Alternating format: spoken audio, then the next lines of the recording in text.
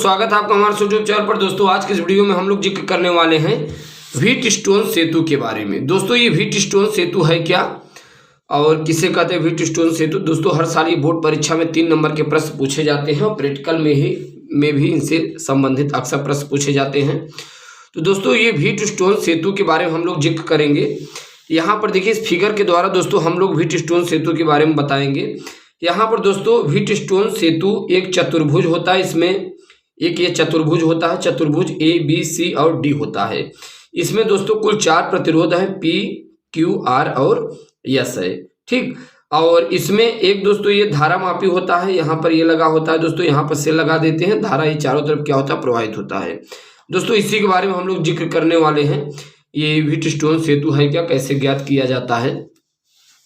दोस्तों यदि बात करें व्हीटस्टोन सेतु की तो इसमें कहा जाता है 4 प्रतिरोधों पी क्यू आर और एस को चतुर्भुज ए बी सी डी की 4 भुजाओं में जोड़कर चतुर्भुज के एक विकर्ण एसी के बीच एक सेल तथा दूसरे विकर्ण बीडी के बीच एक धारा मापी जी को जोड़कर प्रतिरोध के मानों को इस प्रकार व्यवस्थित करते हैं कि धारा मापी में कोई विक्षेप न हो। इसे सेतु के संतुलन स्थिति कहा जाता है, ठीक। अब यहाँ पर ध्यान दीजिए दोस्तों, हमने कहा कि 4 प्रतिरोध यानी पी क्यू आर और एस है, ठीक। फिर हमने कहा चतुर्भुज ए बी सी और डी की 4 भुजाओं को जोड़कर एक चतुर्भुज को विकर्ण बनाया गया, ठीक। अब यहाँ पर ध्यान दीजिए, इसमें एक विकर्ण क्या है दोस्तों, एक विकर्ण दोस्तों इसमें एसी है और दूसरा विकर्ण इसमें बीडी होता है, ठीक। एसी के बीच एक ई यानी सेल, एसी के बीच यहाँ पर दोस्तों ये एसी है, इन दोनों के बीच ये आप देख पा रहे हैं एक सेल जुड़ा हुआ है।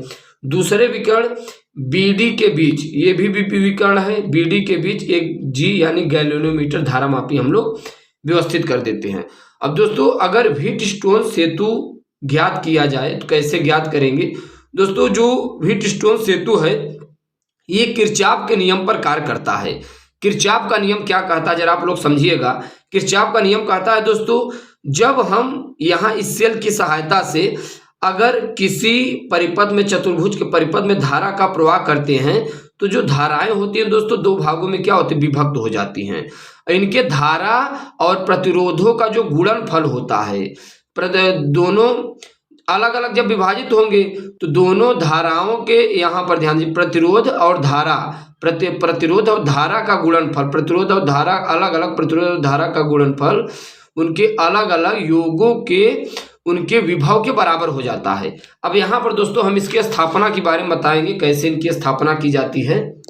चलिए ध्यान दीजिए, अब इनके सूत्र की स्थापना के बारे में जानेंगे हम लोग। अगर आप लोग स्क्रीनशॉट लेना चाहते हैं तो ले सकते हैं। सेल ई में से बहने वाली विद्युत धारा आई बिंदु ए पर 2 भागों में बढ़ जाती है, ठीक।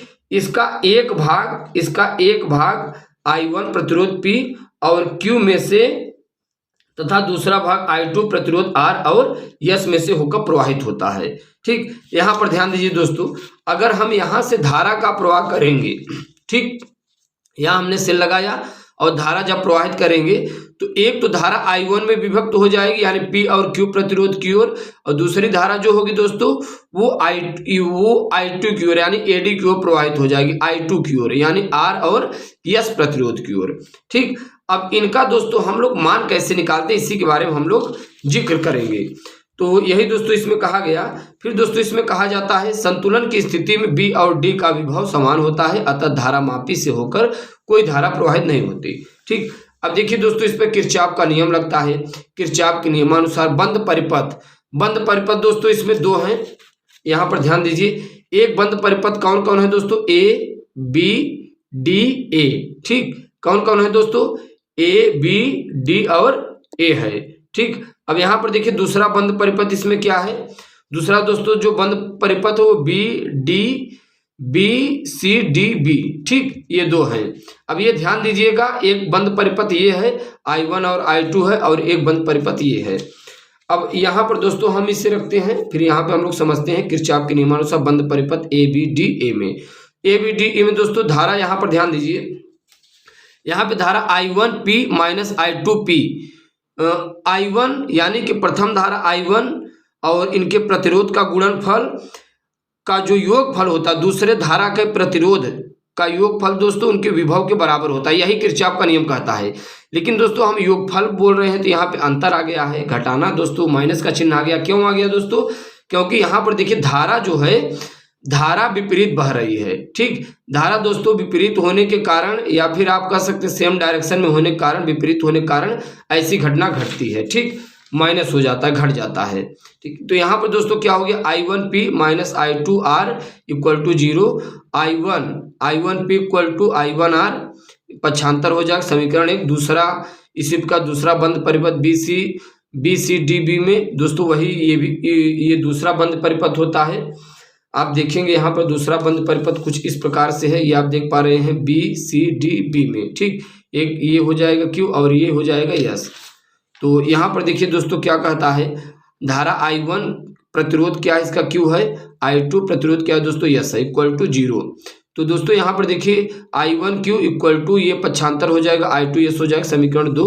अब दोस्तों इसमें आपको व्हीटस्टोन सेतु लगाना है। व्हीटस्टोन सेतु दोस्तों क्या कहता है, समीकरण 1 और 2 से जब भाग देंगे तो दोस्तों ये क्या हो जाएगा, I1P upon I1Q equal to I2R upon I2S।